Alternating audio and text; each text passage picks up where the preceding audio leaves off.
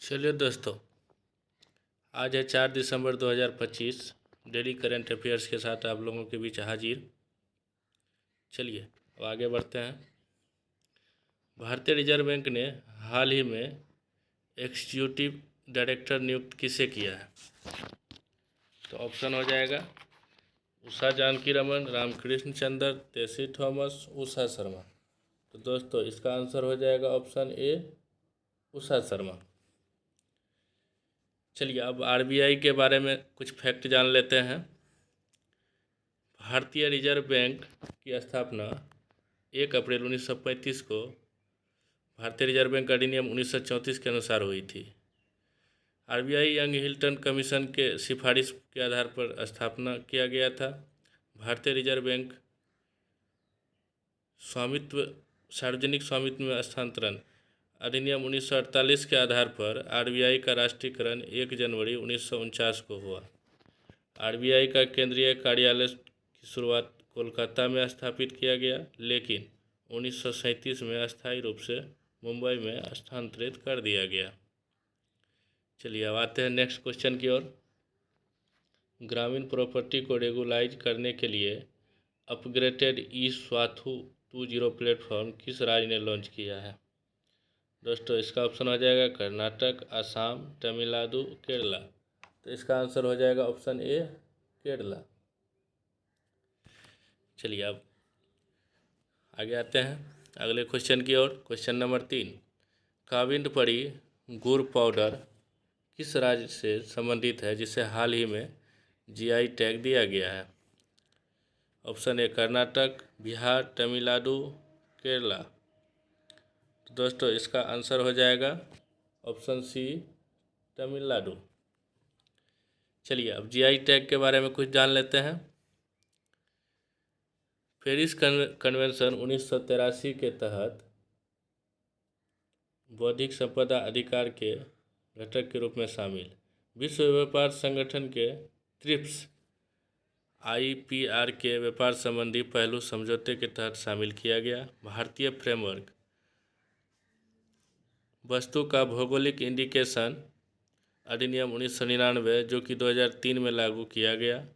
पंजीकरण की अवधि 10 वर्ष की होती है, लेकिन इसको आगे भी नवीकरण कराया जा सकता है, मतलब फिर से आगे बढ़ाया जा सकता है।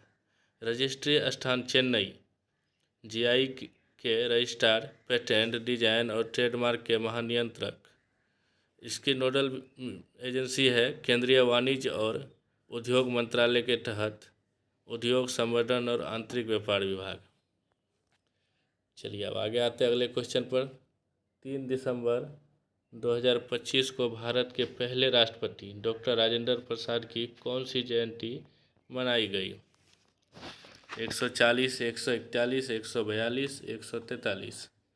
दोस्तों इसका आंसर हो जाएगा ऑप्शन बी, 141।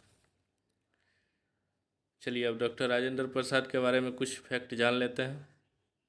दोस्तों 141वीं जयंती मनाई गई 3 दिसंबर 1884 को। भारत के राष्ट्रपति ने स्वतंत्र भारत के प्रथम राष्ट्रपति डॉक्टर राजेंद्र प्रसाद को उनकी 141वीं जयंती पर श्रद्धांजलि।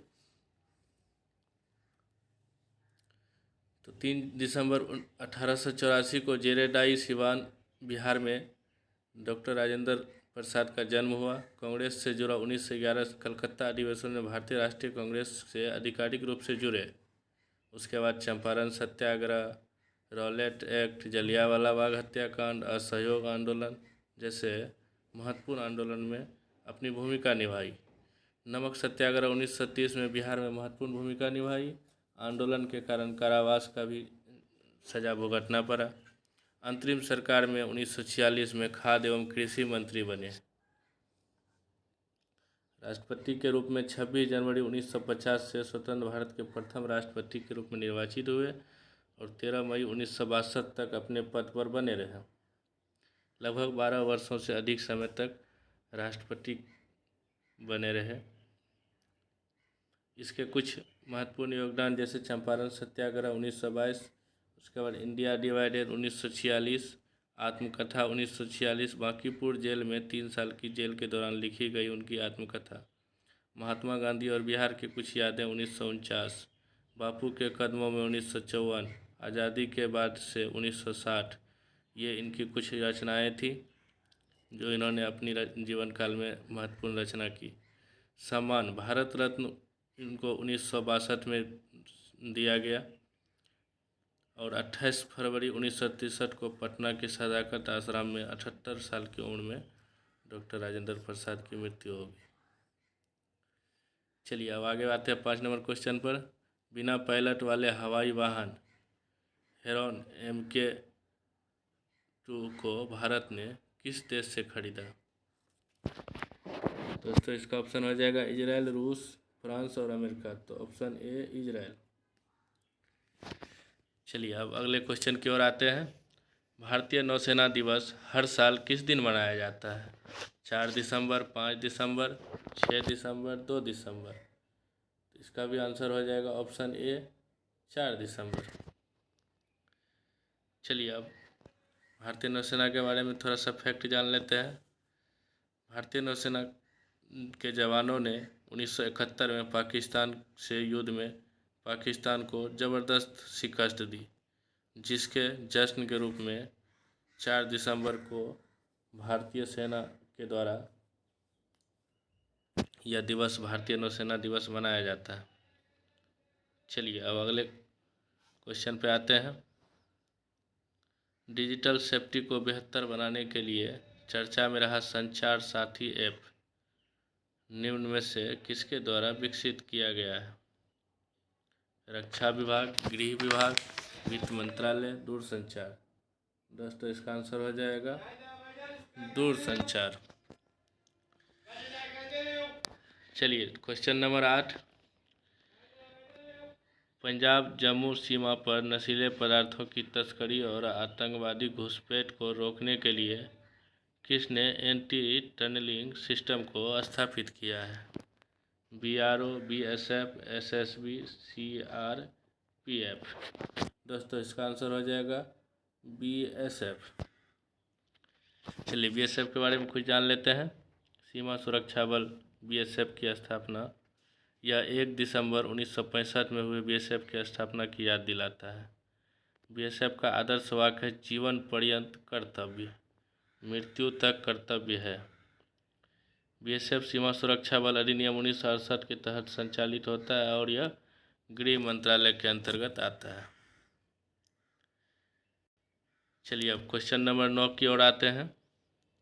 किस देश ने सूडान में अपना पहला अफ्रीकी नेवल बेस बनाने की घोषणा की है? फ्रांस, अमेरिका, रूस, ब्रिटेन। तो दोस्तों इसका आंसर हो जाएगा ऑप्शन सी रूस। चलिए रूस के बारे में जान लेते हैं। दुनिया में अभी तक जितना भी जंगल पाया जाता है उसका 5वां हिस्सा रूस में साइबेरिया के जंगल कवर करता है। रूस का करीब 60% भाग बस जंगल ही है। रूस देश में 11 टाइम जोन है।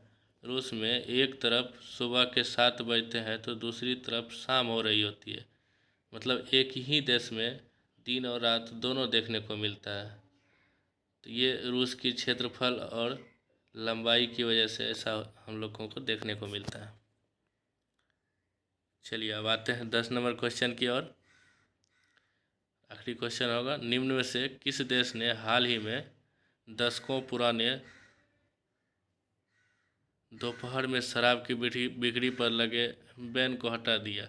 मतलब दोस्तों कहीं ऐसा जगह था किसी देश में जहां दोपहर में शराब की बिक्री पर बैन लगा था और यह दशकों पुराना है, तो इसको हाल ही में हटा दिया गया है। तो वो किस देश के द्वारा ऐसा किया गया है? Option A Thailand, option B Japan, option C Taiwan, option D Malaysia. तो दोस्तों इसका आंसर हो जाएगा ऑप्शन ए थाईलैंड।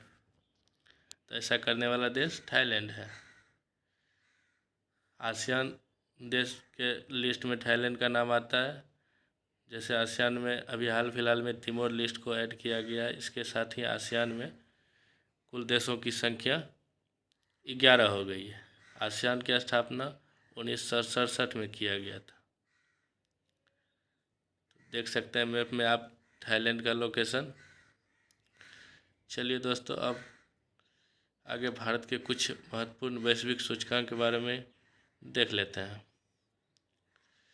जैसे भारत मानव विकास सूचकांक 2025 ह्यूमन डेवलपमेंट इंडेक्स कुल 193 देशों के लिए जारी किया जाता है, जिसमें भारत का रैंक 130 है। विश्व खुशहाली रिपोर्ट कुल दुनिया के 147 देशों में भारत को 118वां स्थान प्राप्त हुआ है। विश्व प्रेस स्वतंत्रता सूचकांक, दोस्तों हमारी देश की प्रेस स्वतंत्रता सूचकांक में अभी 180 देशों की सूची में 151वां स्थान प्राप्त हुआ है। हेनले पासपोर्ट सूचकांक 2025 199 देश की सूची में हमारे देश को 77वां स्थान प्राप्त है। ग्लोबल फायर पावर इंडेक्स 145 में भारत चौथे स्थान पर है। आर्थिक स्वतंत्रता सूचकांक 2025 184 देश की लिस्ट में भारत का स्थान 128वां है। वैश्विक आतंकवाद सूचकांक, भारत का रैंक 14वां है 163 देश में। वैश्विक नवाचार सूचकांक, भारत 38वें स्थान पर है। जलवायु जोखिम सूचकांक 171 देश की सूची में भारत को 6ठा स्थान प्राप्त है। जलवायु परिवर्तन प्रदर्शन सूचकांक, क्लाइमेट चेंज परफॉर्मेंस इंडेक्स, इसमें भारत कुल 63 देश की सूची में 10वें स्थान पर है। वैश्विक शांति सूचकांक 2025 163 देश की सूची में भारत 115वें स्थान पर है। हुनरू ग्लोबल यूनिकॉर्न सूचकांक 2025 53 देश में भारत तीसरे स्थान पर है। और साइबर सुरक्षा सूचकांक में भारत को 10वां स्थान प्राप्त है 156 देश की सूची में। तो चलिए दोस्तों, आज का वीडियो कैसा लगा प्लीज़ कमेंट में ज़रूर बताएं। चैनल को लाइक सब्सक्राइब कर दें और आगे ही हम ऐसे ही हेल्पफुल वीडियो आप लोगों के लिए लाते रहेंगे। धन्यवाद।